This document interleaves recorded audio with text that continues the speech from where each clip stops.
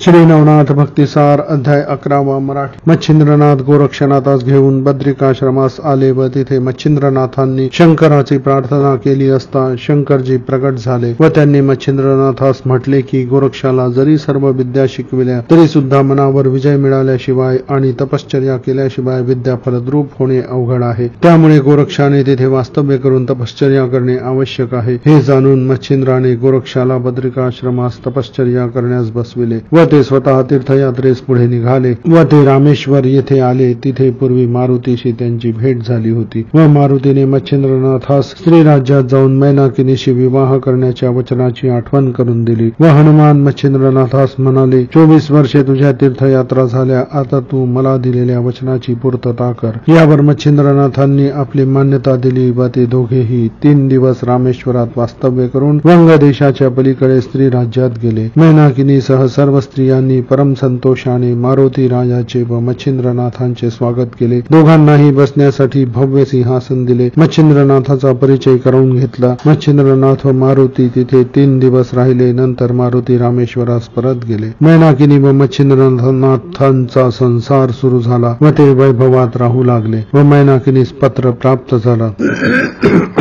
मैनाकिनी व मच्छिंद्रनाथांचा संसार सुरू झाला, ते वैभवात राहू लागले व मैनाकिनीस पुत्र प्राप्त झाला। त्याचे नाव त्यांनी मीननाथ ठेवले। हस्तिनापुरामध्ये बृहद्रवा नावाचा राजा राज्य करीत होता। या राजाने सोमयाग यज्ञ केला असता मोठमोठे वेदवेत्ते तेथे आले होते व मोठे अनुष्ठान झाले। या यज्ञात 9 नारायणांपैकी अंतरिक्ष मुनींनी यथाग्नी जन्म घेतला। यज्ञातील राख बाहेर काढताना तेथे दिव्य बालक दृष्टीस पडले। हे बालक राजाकडे देण्यात आले। ते बालक बघून राजा बृहद्रवा व राणी सुलोचना यांना आनंद झाला व त्यांनी मुलाचे नाव जालंधर ठेवून त्याचे संगोपन करू लागले व राजपुत्र मीनकेतचा लहान भाऊ म्हणून ते प्रसिद्ध झाले। जालंधर मोठा झाल्यावर राजाने त्याचे मौजी बंधन केले व त्याला सर्व विद्या शिकविल्या। राजाने जालंधराचा विवाह करण्याचे ठरवले। हे समजताच जालंधर पळून गेला। त्यामुळे राजा चिंतेत पडला, परंतु जालंधर यज्ञातून निर्माण झाल्यामुळे त्याला कसलेच भय नाही असे प्रधानाने सांगितले।